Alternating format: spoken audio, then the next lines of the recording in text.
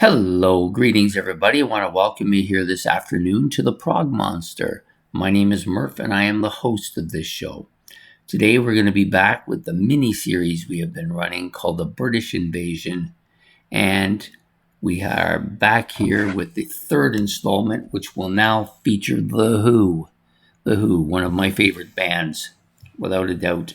Maybe the greatest live band in history.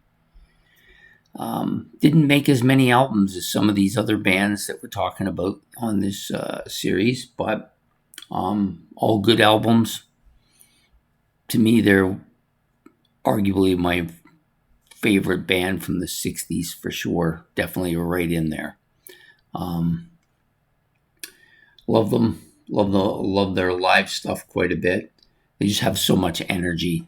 Also considered one of the loudest bands of all time. I think they broke the decibel thing.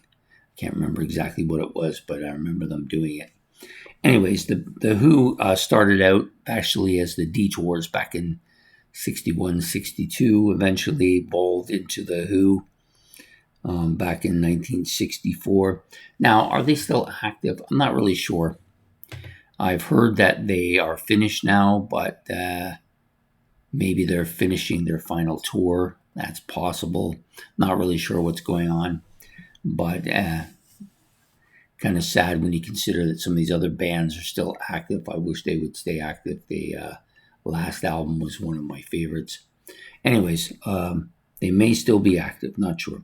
Had 12 studio albums in total. I did do a ranking of them very recently, so if you want to go back and watch that, you can. 26 singles in total, and only one in the top 10, though.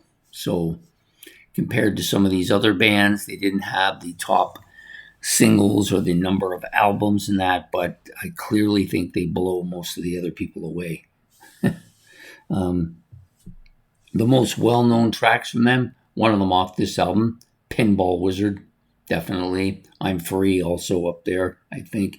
Now, when I did this kind of list of top singles, I tried to stay this time with the band singles from the 60s. I didn't do that with I know I didn't do it with the Kinks, and I may not have done it with the Stones too. I think I did it with the Stones, but I forgot about it and didn't do it with the Kinks. So I'm going to try to stick with that here. I Can See for Miles, another big one. Happy Jack, Magic Bus, all really big. Well, I don't know if they're big hits, but they're definitely well-known Who hits for sure. The original members of this band include Pete Townsend, Roger Daltrey, John Entwistle, and Keith Moon, the classic lineup as well. My favorite album, of course, is Who's Next.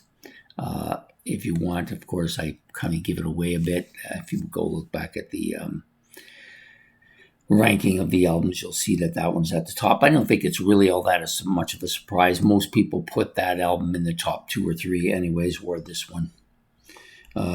Sold over 100 million copies, record label copies. Were entered in the Grammy Hall of Fame back in 1998. Also in the Rock and Roll Hall of Fame from 1990. In the British UK Music Hall of Fame in 2005. They also have a Lifetime Achievement with the Photo Hall of Fame in Britain as well from 1988. So lots of records here, lots of stuff going on. To me, my personal feeling as I first heard The Who back in 1980. There was a guy in my class who was a big Who fan.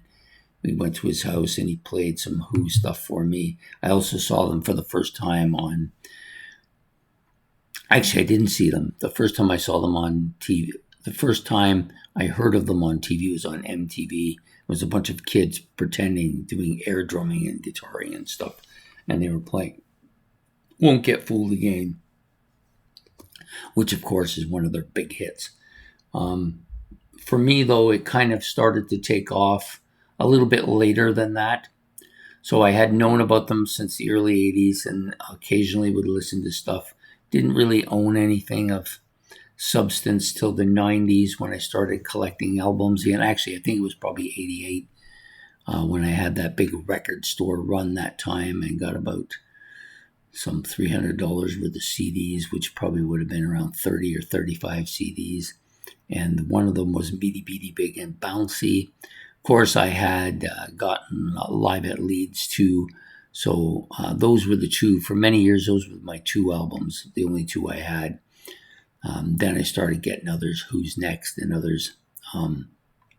Bands started to grow on me in the 90s. Up until that point, they were just kind of another band. But in the 90s, they kind of took off. And I played them quite a bit and have quite a few live CDs or DVDs and even VHSs of them playing live. So those are where I kind of took off with them. Kind of love them. They probably got as high as maybe number 3 for me. Didn't ever pass Yes or Rush, but definitely passed just about everybody else. And for a while there, they were a top 3 band. Listen to them all the time. My daughter actually quite likes them. They're one of the bands that I play that she likes, unlike Rush and Yes, which don't fall into that category. But anyways, excellent group. If you haven't got a chance to listen to The Who for whatever reason, maybe it's just not your style, got to give them a chance. They have a lot of different sounds. The stuff in the 60s is basically singles, and it's got that kind of 60-ish British invasion sound to their music. A little bit rawer, though, than a lot of the other groups, and a little bit more heavy. These guys are kind of the proto band for punk movement in a lot of ways, having a lot of attitude on stage and off stage as well. Antics all over the place, smashing their equipment and everything. Yeah, definitely a bit of a raucous band. I think they were probably the original raucous band in many ways. Some people would say the Stones were the bad boys of rock. Well, they might have been the bad boys of rock. These guys were just bad boys. That's all there was to it. And competing with each other on stage. And they seemed to get along well, but at the same time didn't seem to get along well. But, you know, in any band that has Keith Moon in it is going to be volatile on the best of days. But this is a favorite band of mine. I think they always will be.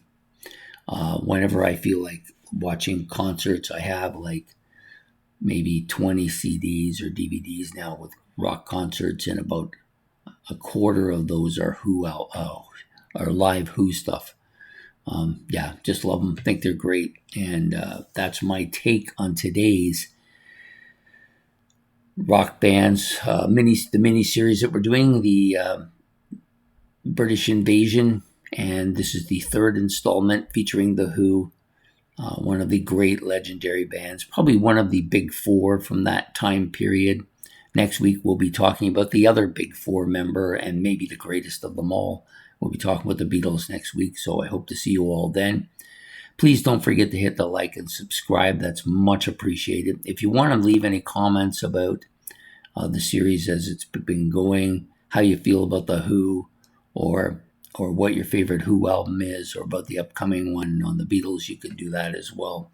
And we'll see you all next Saturday for another episode of the British Invasion, featuring next week will be the Beatles. So take care, have yourself a good one, and goodbye here from the Prog Monster.